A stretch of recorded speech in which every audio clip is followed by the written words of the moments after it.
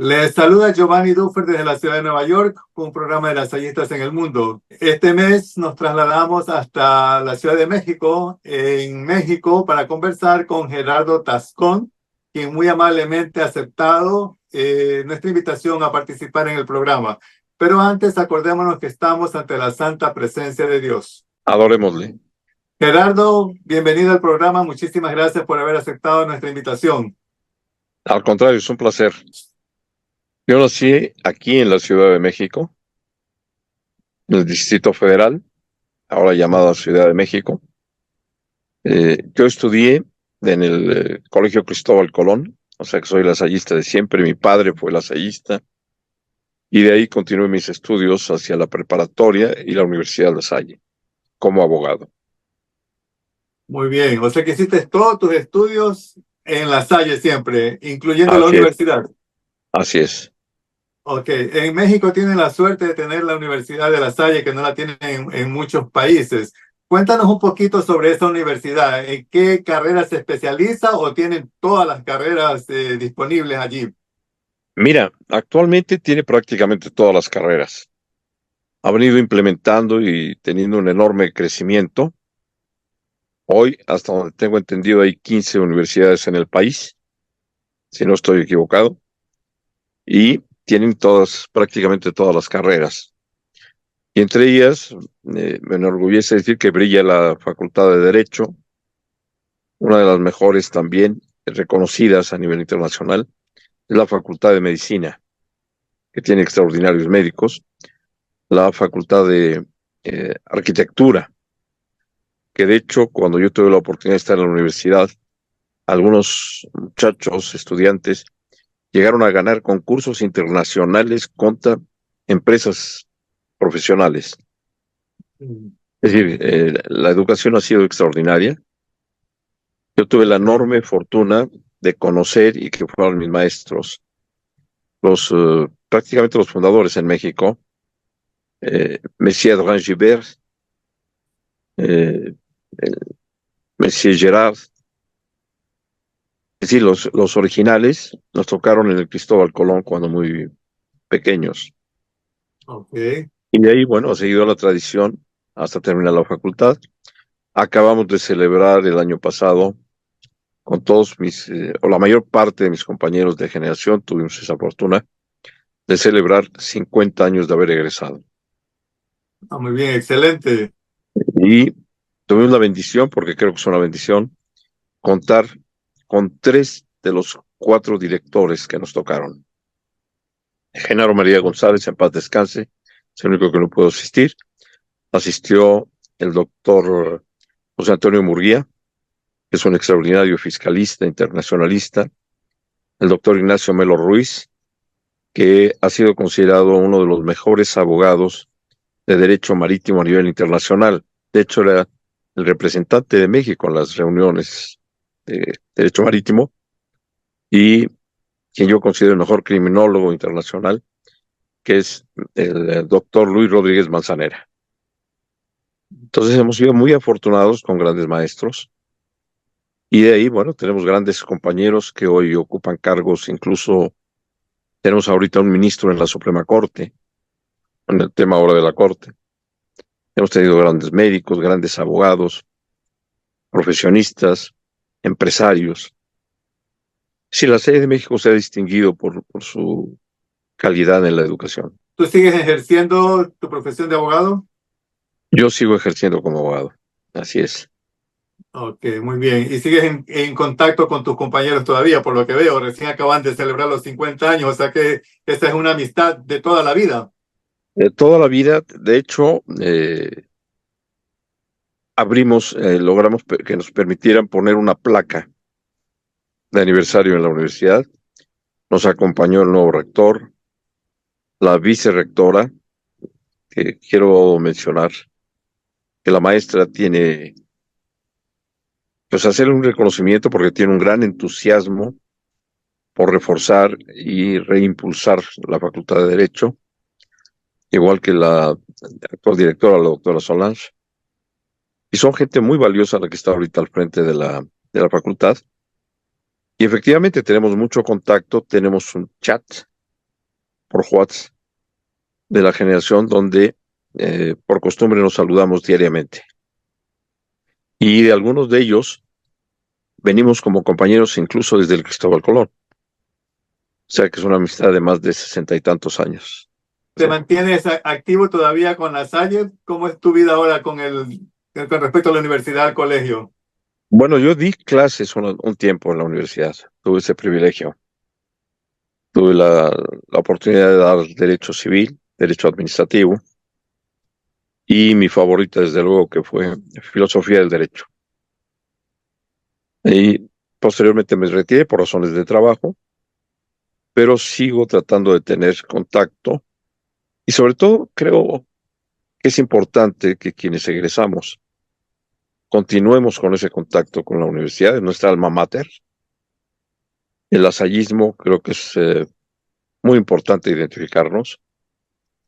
Tenemos una asociación todavía pequeña de abogados, pero queremos crear una federación interamericana o hispanoamericana de abogados lasallistas, porque creo que es muy importante el contacto en la carrera con gente valiosa en todo el mundo. De hecho, si puedes ver, tal vez de lejos, este es mi anillo de graduación. Lo sigo Okay. conservando y lo uso diariamente. Okay. Yo creo que es muy importante el orgullo de reconocerse como lasallista y de identificarse como lasallista. Así es que si a través de este medio nos permites, y te agradezco mucho y te felicito, unir al lasallismo es fundamental, es una labor muy hermosa la que estás haciendo. Muchísimas gracias por estas palabras. Es un honor para mí tener la oportunidad de conocer las Sallitas como tú, que estás ahora en México, y que nos puedas contar su historia. ¿Qué es lo que tú crees que la Salle marcó tu vida hasta el día de hoy? ¿Qué es lo más importante que tú aprendiste en la Salle como estudiante? Mira, yo creo que lo más importante que ha regido mi vida han sido dos parámetros. Uno, la educación de mis padres, para descansar desde luego, sus valores, y la universidad, es decir, el lasallismo, porque vengo de Cristóbal, y la universidad, nos han enseñado valores fundamentales de humanismo, de catolicismo, y sobre todo que hemos venido a este mundo a servir, no a servirnos, sino a trabajar en pro de los demás. En el caso de nosotros como abogados, el ideal de justicia, de que se cumpla, de que se protejan los bienes jurídicos tutelados del ser humano, que son la vida, su patrimonio, su libertad, la libertad de expresión. Yo creo que eso es lo más rico que nos ha dejado la universidad. Y junto con ello, la comunicación de una hermandad que se creó en la época de estudiantes. Son cosas que son regalos realmente de la vida, ¿no? Así es. Ahora cuéntanos un poquito cómo es la situación. No vamos a entrar en detalles de política, pero la situación en México con respecto a la división que hay entre gobierno y religión. Te hago esta pregunta porque yo fui coordinador de Radio María por muchos años Claro. y tuve el conocimiento de que en México tenían que pasar, por ejemplo, propaganda sobre el aborto, aunque lógicamente no estamos apoyando Radio María, nunca jamás apoyaría el aborto, pero eran como decir, obligados por el gobierno a pasar este tipo de propaganda para poder estar en el aire. No sé, un poquito complicada esta situación en México. ¿Se mantiene todavía hasta el día de hoy? ¿Cómo están las cosas por allá? A ver, no, no, no, no. En México siempre ha habido una separación iglesia-estado muy respetuosa, pero no se obliga a que se difunda necesariamente la situación del aborto. Sí hay quienes desde fuera patrocinan, obviamente, información o programas o propaganda, pero no es el gobierno. El gobierno lo que hace es, ha venido regulando con la libertad de expresión, que quienes así lo desean se manifiesten en ese sentido, y la Iglesia Católica, el episcopado mexicano, ha sido muy cuidadoso de comunicar que esto no es válido para los católicos, que debemos tener cuidado, que debemos proyectar y defender, desde luego, los derechos del no nacido, porque es un ser. Por eso te hablaba hace un momento de los derechos jurídicos fundamentales, ¿no? Los bienes jurídicos tutelados, y entre ellos es la vida, y la vida es desde su concepción. Y prácticamente entonces la Iglesia Católica no tiene ningún problema con el gobierno tampoco, para dejar eso claro. A ver, puede haber diferencias en puntos de vista, pero no hay un rompimiento Estado-Iglesia. Hoy todavía, por fortuna, se permite los canales de comunicación. No tenemos el problema de otros países que no quiero mencionar, por respeto, sobre todo en Latinoamérica, donde el gobierno sí frena toda la cuestión que va a favor de lo religioso. Aquí, hoy por hoy todavía, tenemos esa enorme libertad, ese enorme respeto a todo tipo de manifestaciones religiosas. Tú sabes que no solamente están los católicos, hay muchas otras ideologías que son permitidas y que se practican en México. Ok, gracias por toda esa información muy interesante para los que estamos afuera de México y tenemos una idea, a lo mejor a veces errónea. Es bueno aclarar y especificar este tipo de situaciones con alguien que vive allá como tú y que es abogado. Muchas gracias por la No, información. al contrario. Mira, Sí. sí hay una situación de un cambio muy fuerte en la política, obviamente, sin entrar en el tema político de fondo, pero como en todo país con democracia, hay cambios donde la gente votó de una manera, ha escogido un sistema político en este momento, y creo que hasta hoy, a pesar de diferencias, el gobierno ha sido muy respetuoso y la Iglesia Católica igual. Es decir, tú puedes ir a misa perfectamente sin ningún problema, nadie te va a limitar, nadie te va a limitar a ejercer tu derecho de opinión como católico. Entonces yo creo que todavía estamos en un país, afortunadamente, con ese tipo de libertades. Hay problemas económicos, como en todo el mundo actualmente. Hay diferencias muy fuertes en opiniones políticas. Desgraciadamente, en cuestiones de partidos de oposición, por cuestiones de ambiciones personales de sus dirigentes, hoy se han debilitado. Pero creo que eso pasa en todos lados. Son cambios que se tienen que ir dando y que la ciudadanía cada día va siendo más consciente. Así es. México está considerado y es conocido, mejor dicho, mundialmente por su catolicismo, ¿no? Un alto porcentaje de habitantes. México se puede decir que es un país católico. ¿Hasta qué punto eso en estos momentos es verdad? ¿Cómo se mantiene la religión católica activa? ¿Ha decaído? ¿Está disminuyendo ese porcentaje de católicos? ¿O cómo tú ves ahora actualmente la Mira, situación para la me haces, religión católica en me haces México? una pregunta sumamente difícil. Ujú, Yo te puedo decir, México sigue siendo un país católico, en su mayoría. ujú. Obviamente, el mexicano es guadalupano por esencia. Aún incluso sin ser católico, es un fenómeno muy curioso. La Virgen de Guadalupe es una patrona, nuestra patrona, que es adorada absolutamente. Acuérdate que además es emperatriz de América Ujú. y es uno de los centros a nivel mundial más visitados, la Basílica de Guadalupe. Hoy sí han entrado muchas otras religiones. Está la Luz del Mundo, hay cristianos, hay protestantes, ya entraron algunos musulmanes. Y sí se ha perdido un poquito la parte del catolicismo como se venía usando antiguamente en México, como se le conocía. Esto creo que tiene dos factores o dos vectores fundamentales. Uno, los cambios en toda la cuestión tecnológica, comunicaciones, etcétera, que dan márgenes de apertura. Y creo, y es una crítica con todo respeto a mis amigos sacerdotes, que está faltando en México la evangelización. Están poniéndose muy rígidos en muchos temas.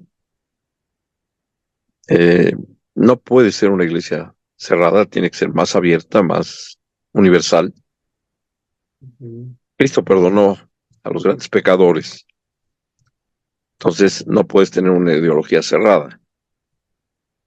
Y esto puede estar haciendo perder, sobre todo en los jóvenes, eh, esa formación de catolicismo que tuvimos nosotros en nuestra época. Sí hay alguna disminución, aun cuando la gente sigue en general llamándose católica.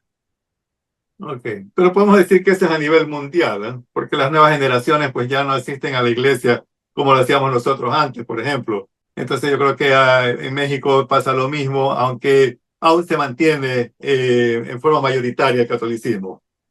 Sí, bueno, la peregrinación del 12 de diciembre es impresionante, son millones de personas las que visitan la basílica. Pero sí, efectivamente, lo que tú dices, el problema está en la juventud de los nuevos jóvenes que ya no tienen esa tradición tan arraigada.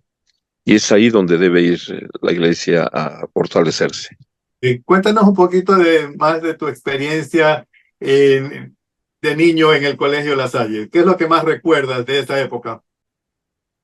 Pues el afecto, el cariño con el que nos trataban los maestros, el hecho de que ahí se formaron amistades que todavía, como te digo, hoy sigo conservando. Y estoy hablando de compañeros de segundo o tercer año de primaria y continuamos esa enorme amistad. Es un privilegio realmente. Y creo que esa es una cualidad lasallista,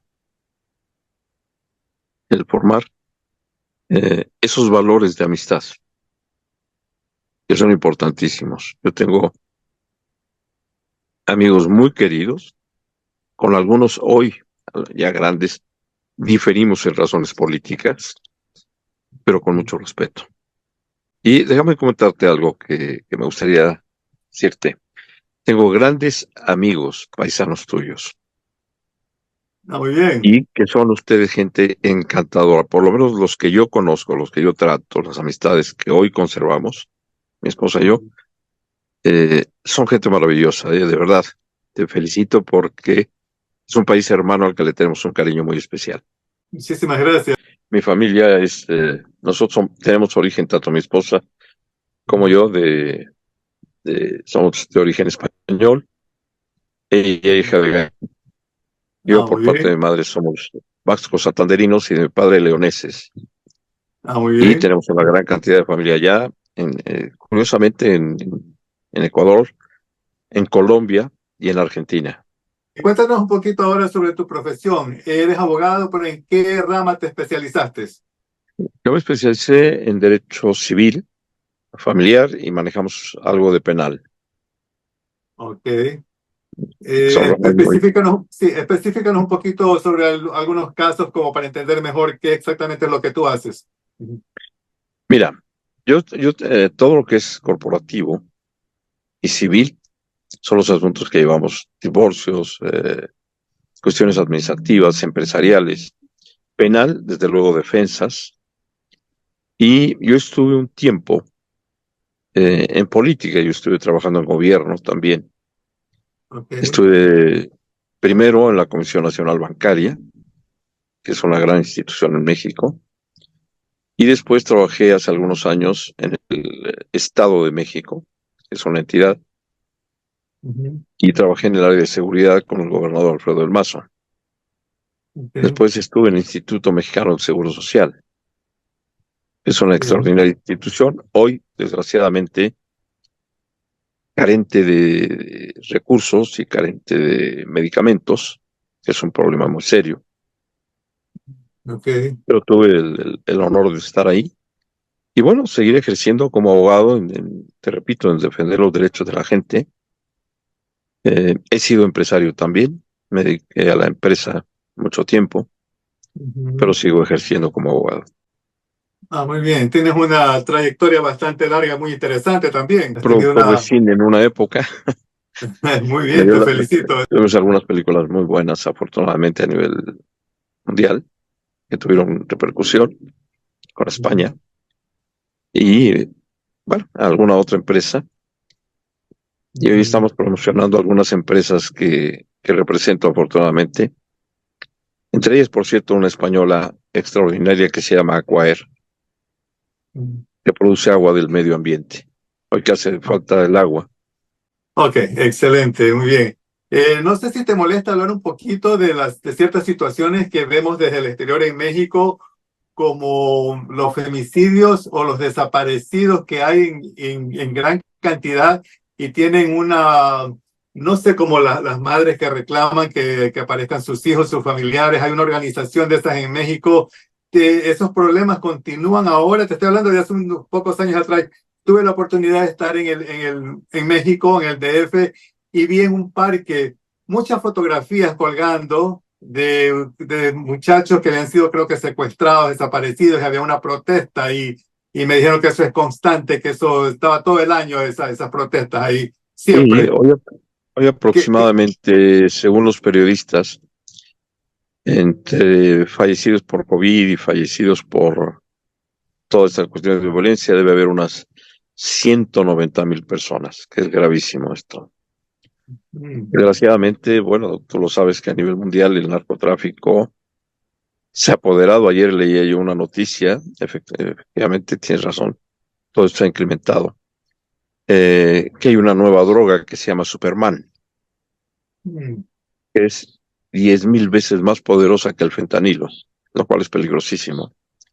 Todavía mm. no llega a México. Y la cuestión de las muertes, de los desaparecidos, efectivamente hay un grupo de madres luchadoras muy grande que están buscando a sus seres queridos, a sus muchachos, a sus jóvenes. Los cárteles han tomado una gran fuerza. Y sí, desgraciadamente es algo con lo que se está luchando en México, tratando de detener toda esta ola de violencia. Son cárteles muy fuertes, efectivamente. Creo que uno de los países que lo vivió en carne propia, desde luego, fue Colombia. Ujú. Hoy lo sufrimos nosotros. Pero sí, sí, efectivamente hay un problema muy serio al respecto. Acaban de tener ustedes elecciones presidenciales y por primera vez en la historia de México, una mujer fue elegida presidenta. ¿Tú crees que las cosas puedan cambiar y mejorar con una mujer como presidenta de México? Mira, yo siempre he tenido un enorme y profundo respeto por la mujer. De hecho, mi esposa fue presidenta de la Asociación Mexicana de Mujeres Jefes de Empresa. Hoy trabaja con Inner Wheel, que es la asociación de las esposas de los rotarios. Yo cuando tuve cargos públicos, te había mencionado, siempre tuve la fortuna de invitar mujeres a colaborar. La mujer tiene una capacidad impresionante de trabajo, tiene además una sensibilidad muy grande para los problemas. Conozco a la doctora Sheinbaum, he tocado un par de veces con ella.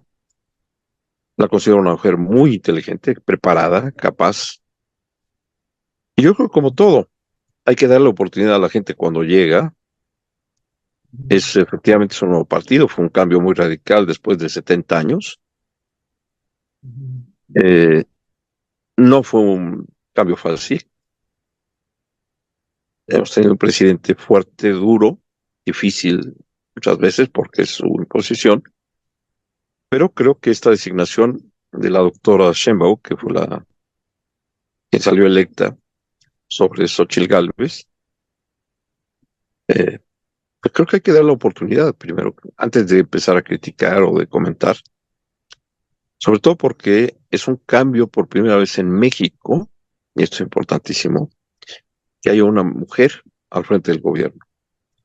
Por lo menos en otros países, salvo raras excepciones que tú conoces, las mujeres han tenido una gran capacidad de manejo, ¿no? Tenemos a Golda Meir, que fue una extraordinaria, fue de un carácter Así es. enorme. Eh, la señora de Inglaterra, la dama de hierro, extraordinaria. Es decir, no creo que sea un problema de género. Creo que es un problema de entender que el ser humano, en cualquiera de los dos casos, tiene el mismo derecho de estar en la política. Pero hay que reconocer la sensibilidad muy particular de la mujer.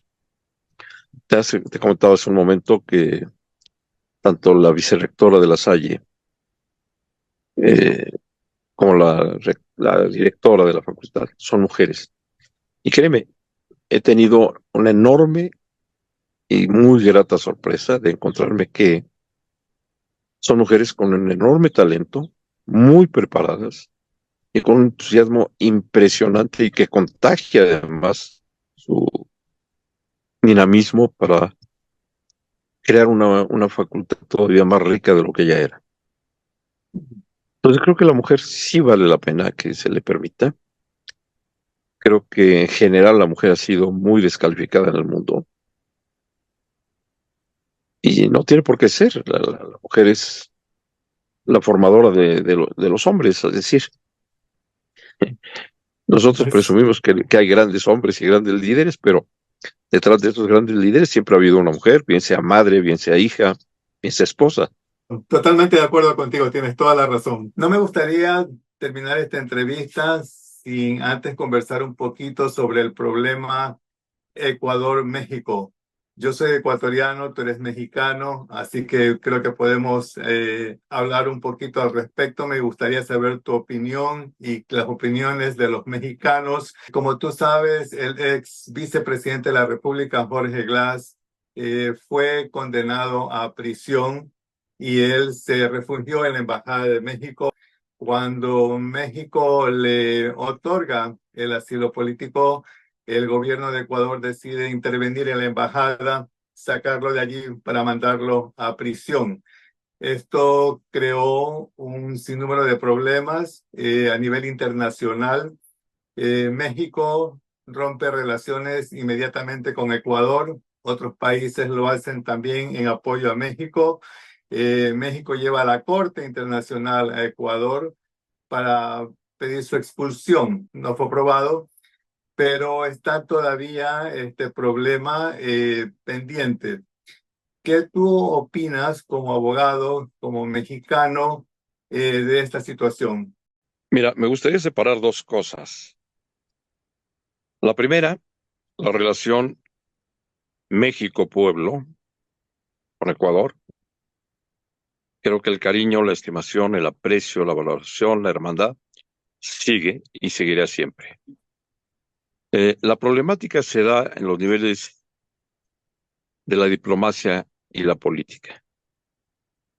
Ese mismo año tuvimos dos, de hecho fueron dos problemas, no uno solo. Uno que fue, si recordarás, la cuestión iraní en Damasco, donde incluso Estados Unidos bombardea la embajada, Claro. justificando porque había eh, personal de terrorista en la embajada, inteligencia terrorista. El segundo caso, pocos días después, esto es muy curioso, se van casi juntos los dos casos.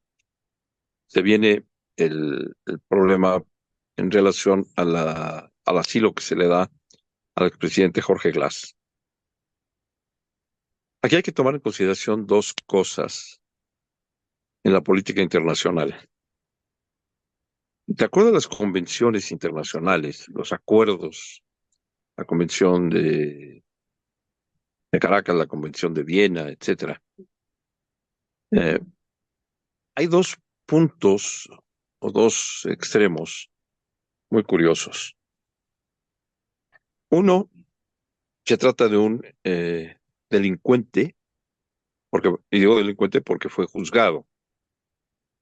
No estoy Es- entrando en las razones políticas, sino el país, de acuerdo a las leyes, consideró que era un delincuente, había sido condenado. La otra parte es que esta persona eh, sale y busca que le den asilo. Aquí hay una falla, perdón, quiero aclararlo, de inteligencia en Ecuador de no tener cuidado con alguien que sabían perfectamente que podía escaparse del país, con las consecuencias que tú quieras, que seguramente el razonamiento era que podía buscar ir hacia afuera para regresar después a volver a tratar de retomar el poder. Esos son supuestos nada más, no son realidades, no son hechos concretos. El hecho concreto es que esta persona es detenida, sentenciada, sale y llega a la Embajada de México.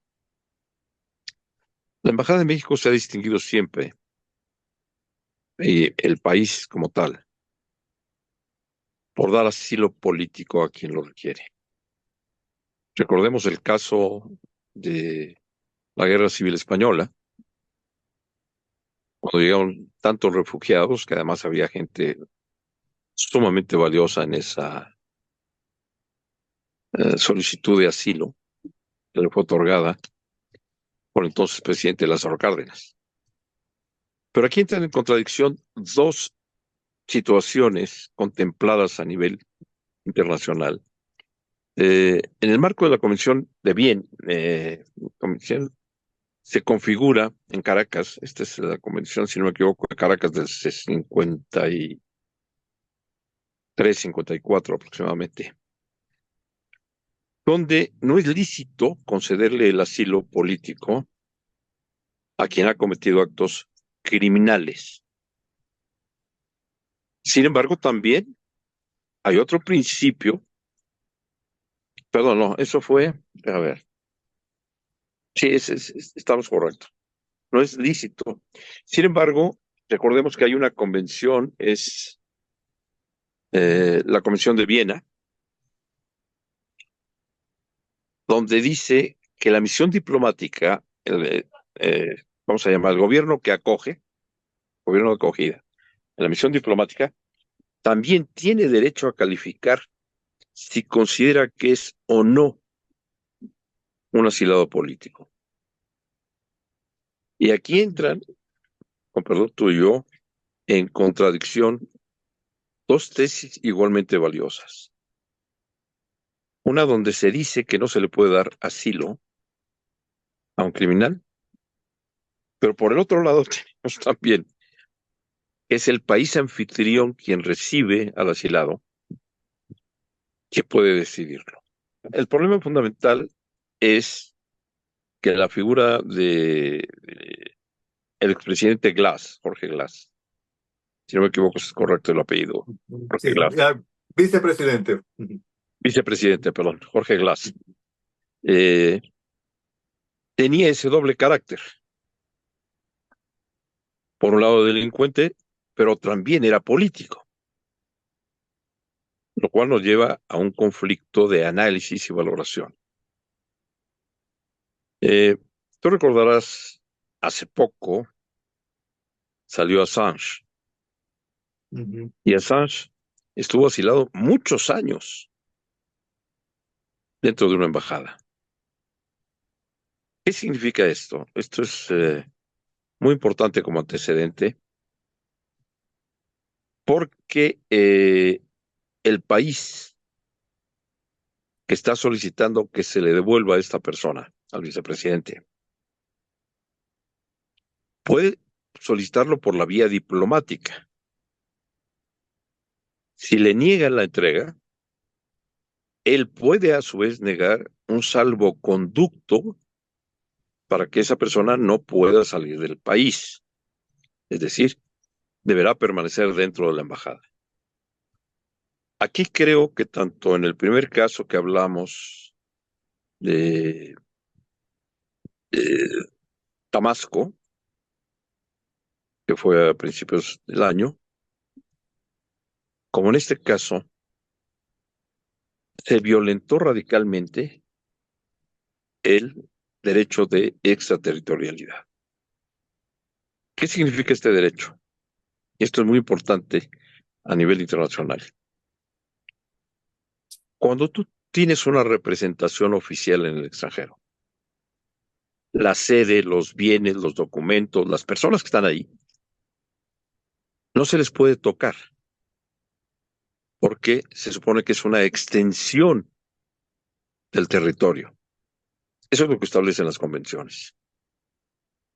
Eh, Voy a poner un caso extremo.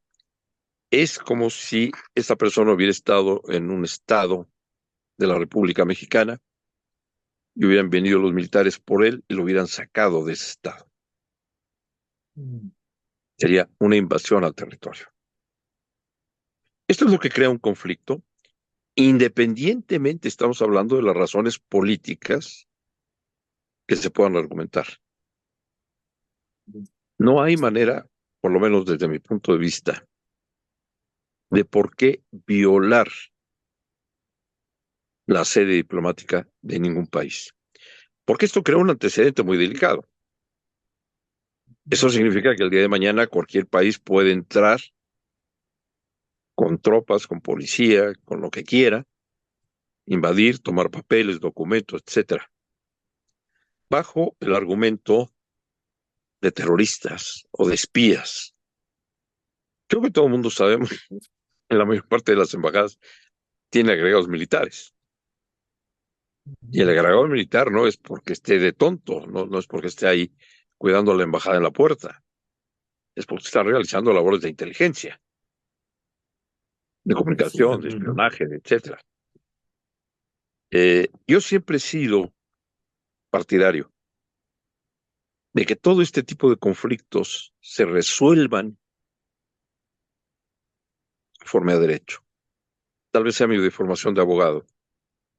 Y el derecho te dice que esto debe ser a través de la diplomacia. Para eso existen embajadores, cónsules, representantes. Hay secretarías de Estado en cada país que se dedica a la relación exterior con los demás países. Entonces, creo, sin que esto entre en una crítica, que fue inadecuada la acción. Se puede o no entender, habrá quien la entienda, habrá quien la apoye, quien no, de invadir un territorio que no debe ser tocado. Porque ¿qué hubiera sucedido en caso contrario? Que México hubiera entrado a buscar a alguien en la sede diplomática de ustedes. Se hubiera considerado una violación al derecho internacional. Esto, repito, sin tocar una sola línea del aspecto político o ideológico de ninguno de los dos países. Vamos a dejarlo exclusivamente en el campo del derecho internacional. Para eso existen los tratados internacionales, para eso existen estas convenciones, y por eso se ha establecido que esos lugares son inviolables. Entonces, cualquier cosa que se pueda presentar como conflicto deberá siempre, siempre arreglarse por la vía diplomática, no solamente directa, sino con la participación inclusive de otros países que pueden abogar, tanto en pro como en contra, de la situación que está ocurriendo. Pero el caso de Assange es muy claro. Nadie entró y violó la embajada para sacarlo. A él se le concedió, correcta o incorrectamente, no estamos entrando al análisis, se le concedió un asilo político y la embajada no fue tocada. Entonces, es un tema sumamente difícil que desgraciadamente llevó a la ruptura de relaciones.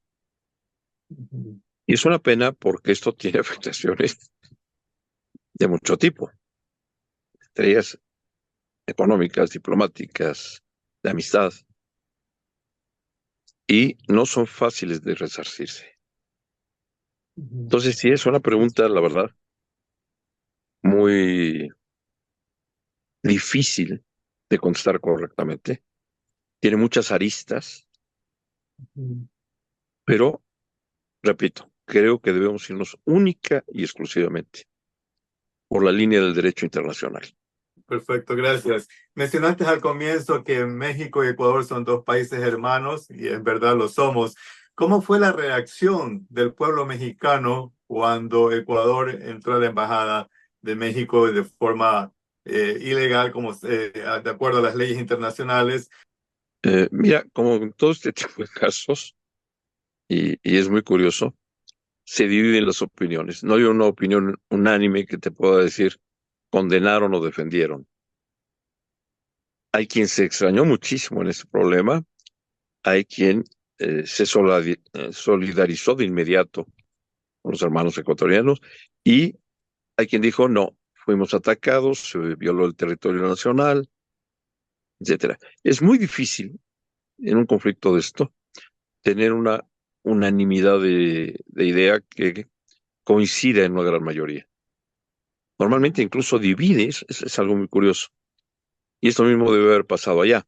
Habrá gente que diga qué bien lo hicieron, pero también habrá Así que, ecuatorianos que digan, oye, había otras vías para poderlo solucionar.